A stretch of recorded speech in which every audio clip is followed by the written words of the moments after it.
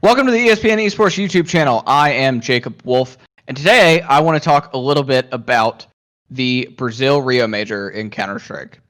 Normally, the Eco, which is part of this show, normally you would see this on Twitch live, but because of the player break and a couple other things, we decided to do a little bit more VOD style this week, as a lot of people are taking time to rest, which much respect to them. But I wanted to talk about the Brazil Rio Major. Over the past couple of months, from the May RMR that was ran by ESL to this past weekend CS Summit, which also counted for RMR points, there's been a lot of discussion of what people are playing for. A lot of the team owners I've talked to, players I've talked to, leagues I've talked to, there's a resounding feeling, actually, that the Brazil Major may not even happen. If you remember, the Brazil Major was originally scheduled for May. It was moved because of COVID-19. It's now scheduled for November. And actually, Brazil has the highest per capita cases of COVID-19 of any region. And what I mean by that, if you're unfamiliar with the term, that means that the number of people in Brazil who live in Brazil compared to the number of people in Brazil who have contracted the coronavirus, that percentage is higher than any other country. Yes, the United States is the floor leader in coronavirus cases as of right now, but the United States has a much bigger population than Brazil, and that's why that number is smaller, the percentage number.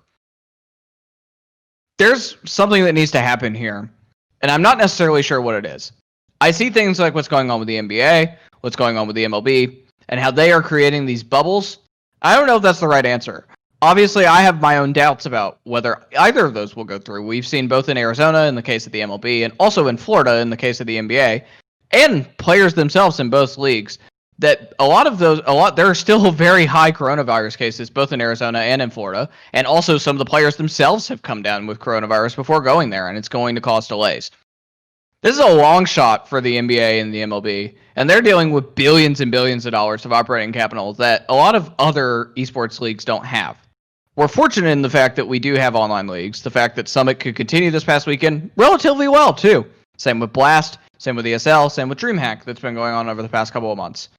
But there's not an easy solution here, and it's sad to say that I actually do not think we're going to be in a position where we have any Counter-Strike majors in 2020.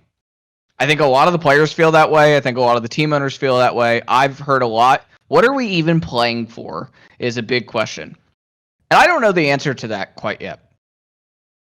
What I do know is that it's still on the calendar for now. ESL has not said anything about it being canceled, but I do think there are some serious concerns. If we want to run, I guess, a major that's half North America and a major that's half other, that's fine.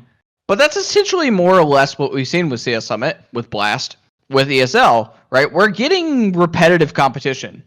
And the North American region in particular feels really bad because there are the top flight of North American teams, the likes of Evil Geniuses and Team Liquid and Furia. And then there are the others. And everyone else is considerably lower. You'll have breakout performances from MIBR or Cloud9 or some of the others. But generally, those three are about the only ones that we've seen compete at the top level over the past couple of months. They're usually the ones that only end up to go compete internationally quite well as well. And the rest of the teams are pretty awful. In Europe, obviously, competition's a lot more bold. But I don't want to see a case where Europe is having to play by themselves. There's a lot of impacts this could have on Counter-Strike's overall performance, right? What is happening when these NA teams don't get to play against the European teams?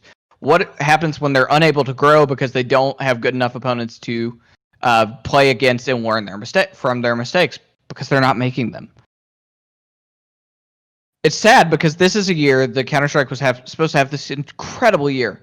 I was really excited about the ESL 1 Rio Major. I don't think people understand the level of fan base that exists for Counter-Strike in Brazil. That game is massive there.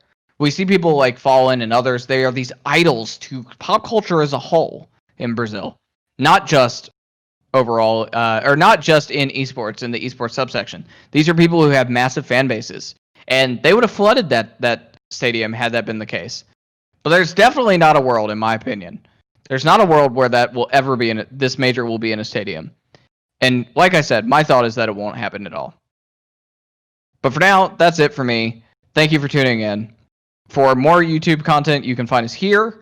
For Twitter content, you can find us at twitter.com/ESPN Esports or ESPN_Esports. And my Twitter is twitter.com/JacobWolf.